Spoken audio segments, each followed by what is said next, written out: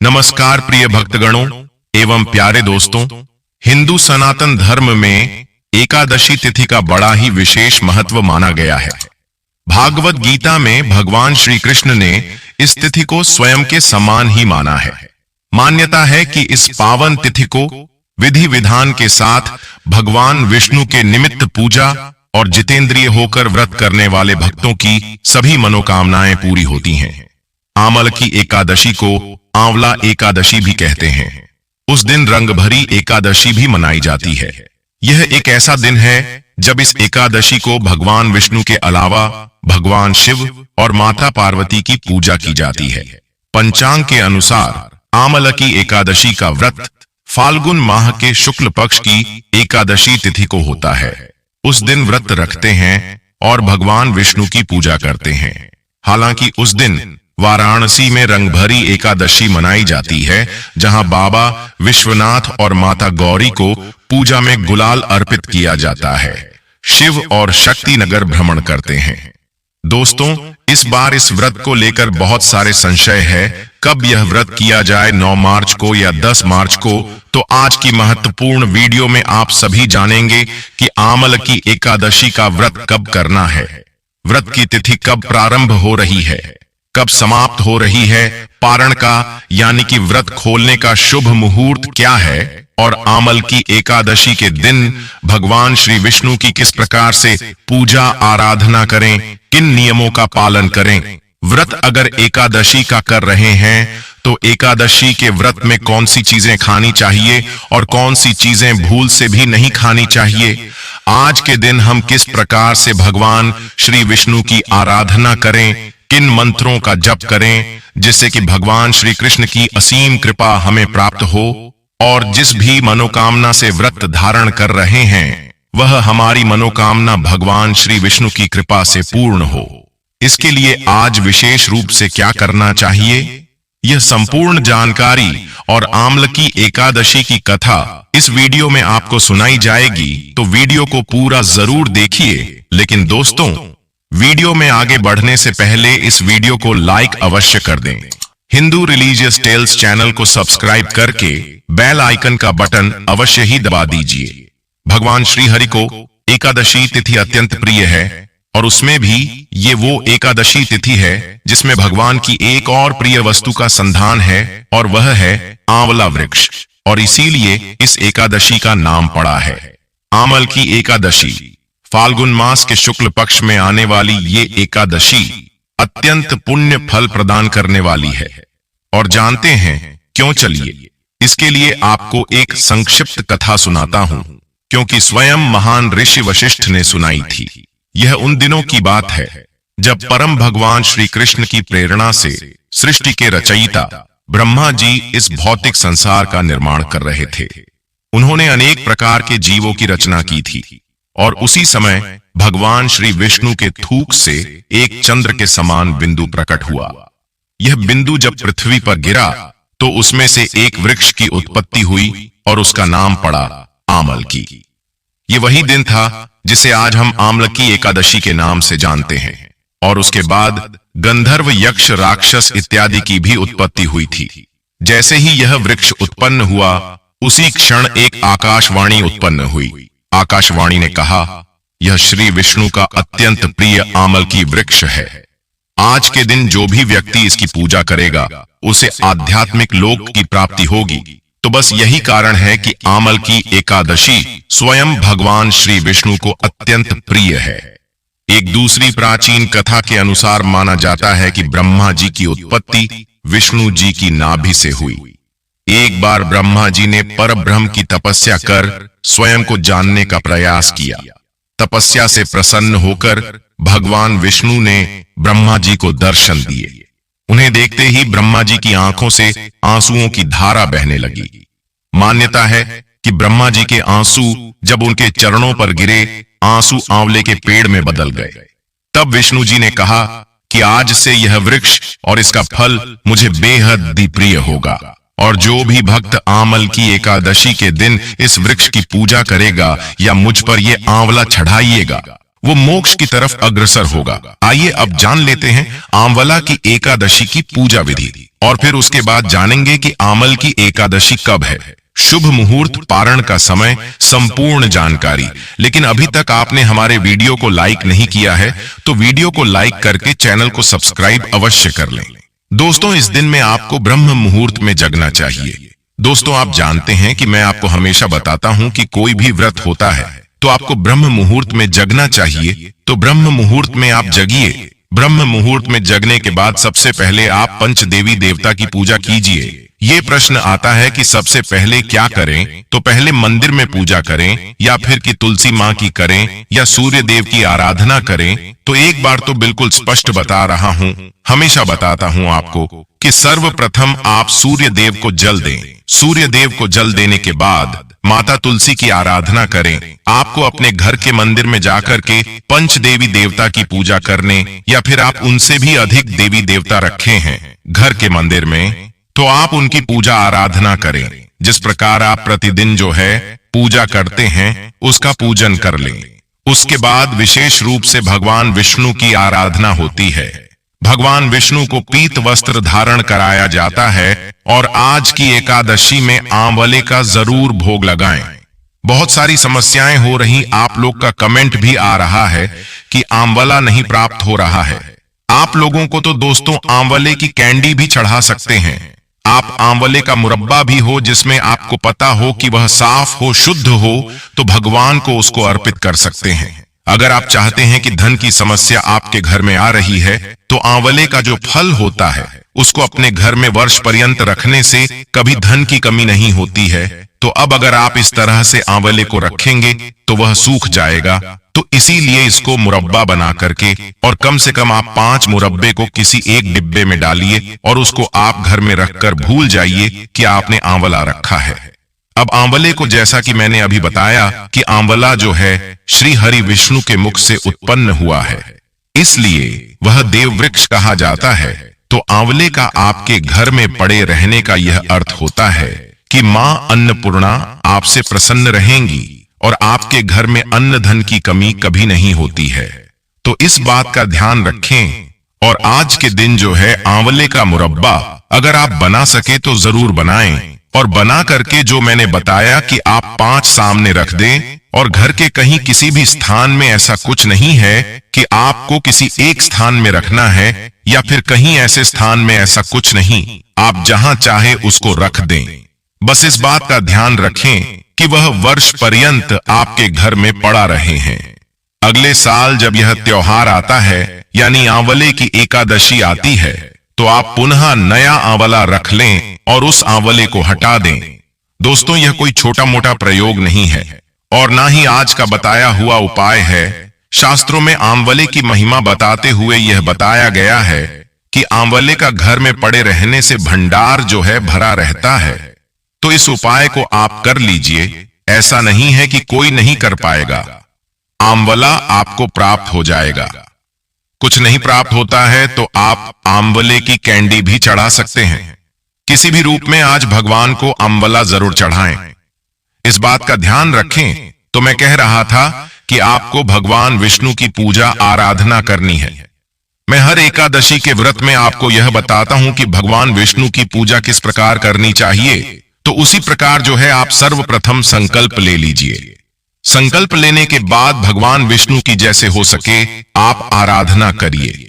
जैसे हो सकेगा, मेरा मतलब है कि जैसे आपके घर में फोटो है तो आप फोटो पर ही सारी चीजें अर्पित करें, भगवान को चढ़ाइए। परंतु भगवान विष्णु का अगर आपने शालिग्राम रूप रखा हुआ है, या फिर अगर आप भगवान विष्णु की धातु की जो मूर्ति आती है अगर आपने वह रखा हुआ है तो आप उस पर अभिषेक जरूर करें।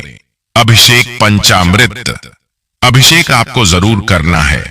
पंचामृत के बारे में आप सभी जानते, में अक्सर वीडियो में बताता रहता हूं।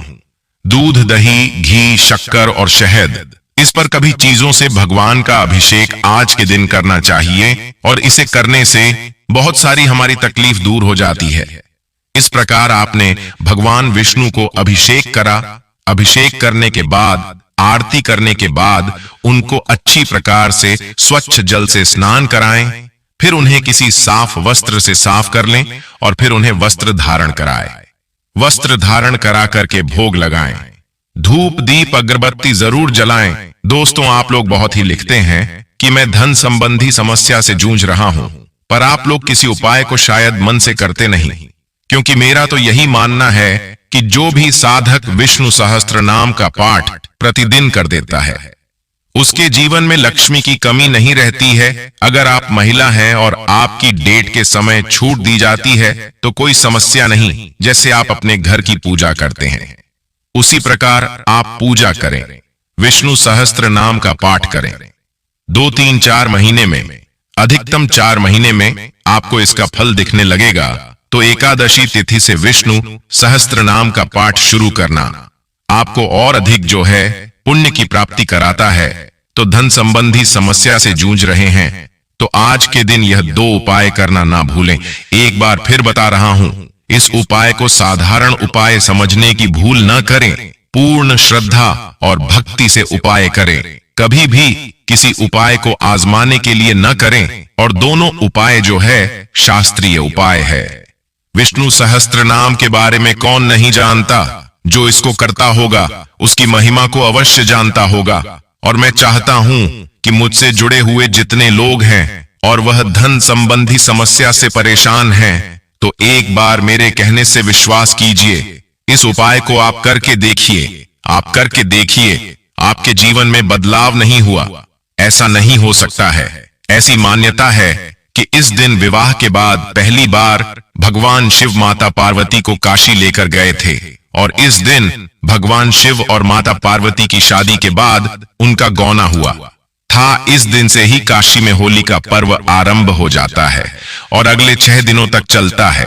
पद्म पुराण के अनुसार आंवले का वृक्ष भगवान विष्णु को अत्यंत प्रिय होता है। आंवले के वृक्ष में श्री हरि एवं लक्ष्मी जी का वास होता है।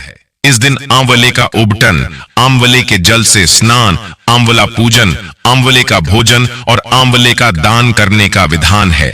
इस दिन माता अन्नपूर्णा के दर्शन करने का भी महत्व है। आज के दिन भगवान विष्णु के साथ साथ भगवान भोलेनाथ की पूजा करने का भी विधान है। इस एकादशी को आमल की एकादशी, आंवला एकादशी, रंग भरी एकादशी के नाम से जाना जाता है। इस एकादशी में भगवान विष्णु के साथ साथ भगवान भोलेनाथ की भी पूजा होती है। अगर आप इस एकादशी में सिर्फ भगवान विष्णु की पूजा करेंगे, भोलेनाथ को भूल जाएंगे, तो यह एकादशी आपके लिए इतनी अधिक फलदायी नहीं होती है। क्योंकि एक कथा है जिससे यह पता चलता है कि भगवान भोलेनाथ अपनी प्रिय नगरी काशी माता पार्वती को लेकर प्रथम बार काशी में उनका आगमन हुआ था। काशीवासियों ने काफी हर्ष उल्लास के साथ रंग अबीर से उनका स्वागत किया था। इसीलिए आज के दिन बाबा विश्वनाथ का विशेष श्रृंगार होता है, विशेष आरती होती है। वहां के लोग हर्षोल्लास के साथ होली वगैरह खेलते हैं, गुलाल लगाते हैं। तो इसीलिए आमल की एकादशी के दिन नारायण के साथ साथ शिव की पूजा करने का भी विधान है। शिव की पूजा के पश्चात अबीर और गुलाल भी चढ़ाया जाता है। जैसा कि आप सभी को पता है कि शिव बैरागी हैं, उनको अबीर, गुलाल, हल्दी, कुमकुम जैसी चीजें नहीं चढ़ाई जाती हैं। पर विशेष पर्वों में जैसे कि रंगभरी एकादशी और आंवला एकादशी है तो बाबा विश्वनाथ को विशेष श्रृंगार किया जाता है। उस श्रृंगार में भस्म के साथ साथ गुलाल, अबीर वगैरह भी होती है। तो आप भी घर या मंदिर में आज के दिन शिव शंकर की पूजा जरूर करें। उन्हें रंग, अबीर और गुलाल इत्यादि अर्पित करें। इस बात का आप ध्यान रखें। आज के दिन आप भगवान को नए वस्त्र पहनाएं, भगवान को पीले फल चढ़ाएं। आज के व्रत में जो है आंवले की पूजा होती है, आंवले का भोग लगाया जाता है। आंवला ग्रहण करना भी श्रेष्ठ माना जाता है। तो दोस्तों, आज के दिन आंवले के पेड़ के दर्शन से मोक्ष की प्राप्ति होती है, शारीरिक रोगों से छुटकारा मिलता है और मनोकामना की पूर्ति होती है। तो भगवान विष्णु के मुख से आंवले के वृक्ष की उत्पत्ति हुई थी, इसीलिए आंवले के वृक्ष को देव वृक्ष माना गया है। तो देव वृक्ष आंवले के स्मरण मात्र से बहुत सारी समस्याएं दूर हो जाती हैं, ऐसा शास्त्रों में बताया गया है। तो दोस्तों, आज के दिन आप कहीं से भी इंतजाम कर लें, भगवान विष्णु को आंवले का भोग लगाएं, भगवान शिव जी को शिवलिंग पर आंवले का प्रसाद अर्पित करें। भगवान विष्णु को भी गुलाल अर्पित करें। धन की समस्या से जूझ रहे तो भगवान विष्णु के साथ माता लक्ष्मी की आराधना जरूर करें। एक बात बता दूं दोस्तों, यह बहुत ही जरूरी बात है कि जब आप पर आर्थिक समस्या से जूझ रहे तो जब भगवान विष्णु की पूजा करें तो उनके साथ महालक्ष्मी की पूजा अवश्य करें। यह बात अलग है कि जब आप तुलसी के साथ भगवान विष्णु की पूजा कर रहे हैं तो उस स्थिति में आप श्री लक्ष्मी मां का पूजन नहीं करेंगे। तो जब आप अकेले श्री हरि विष्णु का पूजन कर रहे हैं तो मां लक्ष्मी के साथ पूजन करेंगे तो आप उनके कृपा के पात्र होंगे। इस बार आमल की एकादशी का व्रत कब रखा जाएगा? क्योंकि इस बार एकादशी की तिथि 2 दिन है, तो ऐसे में यह कंफ्यूजन है कि व्रत किस दिन रखना ज्यादा सही होगा और व्रत पारण मुहूर्त क्या रहेगा। आइए जानते हैं। फाल्गुन शुक्ल पक्ष एकादशी तिथि प्रारंभ होगी 9 मार्च दिन रविवार को सुबह 7:46 से और एकादशी की तिथि समाप्त होगी 10 मार्च सोमवार को सुबह 7:44 पर। अब ऐसे में रविवार के दिन क्योंकि दशमी तिथि भी है और एकादशी भी लग रही है, तो अगर बात करें कि किस तिथि में व्रत रखना सही होगा, तो जब भी एकादशी की तिथि 2 दिन होती है तो दूसरे दिन वाली एकादशी का व्रत रखना ज्यादा शुभ माना गया है। इसलिए इस बार 10 मार्च सोमवार के दिन ही आमल की एकादशी का व्रत रहेगा और एक दिन पहले यानी रविवार के दिन दशमी तिथि के नियमों का पालन किया जाएगा। क्योंकि रविवार का दिन है, रविवार को तुलसी के पत्ते नहीं तोड़े जाते हैं, तो आप और एक दिन पहले यानी शनिवार के दिन ही तुलसी के पत्ते भी तोड़कर रख लें। 10 मार्च सोमवार को ब्रह्म मुहूर्त का समय रहेगा। सुबह 5:07 से 5:05 तक सूर्योदय होगा। सुबह 6:44 पर सूर्यास्त, शाम 6:30 पर। प्रातःकाल पूजा मुहूर्त रहेगा। सुबह 7:45 से 8:51 तक। इसके अलावा आप ब्रह्म मुहूर्त में भी पूजा कर सकते हैं। शाम की पूजा का मुहूर्त शाम 6:24 से 7:39 तक रहेगा और राहुकाल का समय रहेगा सुबह 7:30 से 9 बजे तक। इस बार एकादशी के दिन सर्वार्थ सिद्ध योग सुबह 6:36 से लेकर रात 12:51 तक रहेगा। शोभन योग सुबह से लेकर दोपहर 1:57 तक रहेगा। रवि पुष्य नक्षत्र का शुभ योग भी बन रहा है, जो कि पूरे दिन रहने के बाद रात 12:51 पर समाप्त होगा। और भद्रा इस बार सुबह 6:36 से 7:44 तक रहेगी। कुल अवधि भद्रा की होगी 68 मिनट और इस बार भद्रा का वास रहने वाला है मृत्यु लोक में।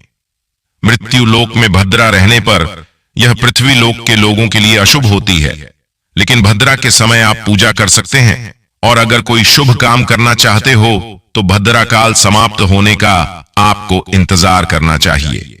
द्वादशी तिथि प्रारंभ होगी 10 मार्च सोमवार को सुबह 7:45 से और इसी के साथ हरिवासर का समय भी शुरू हो जाएगा। द्वादशी तिथि समाप्त होगी 11 मार्च मंगलवार को सुबह 8:13 पर और द्वादशी तिथि यानी 11 मार्च मंगलवार को सूर्योदय होगा सुबह 6:45 पर। सूर्यास्त होगा शाम 6:30 पर। ब्रह्म मुहूर्त सुबह 5:06 से 5:44 तक रहेगा। प्रातःकाल पूजा का मुहूर्त सुबह 5:22 से 6:35 तक। अभिजीत मुहूर्त दोपहर 12:13 से 1 बजे तक रहेगा और राहुकाल रहेगा दोपहर 3 बजे से 4:30 बजे तक। हरिवासर का समय 10 मार्च सोमवार को यानी एकादशी व्रत वाले दिन ही दोपहर 1 बजे तक समाप्त होगा।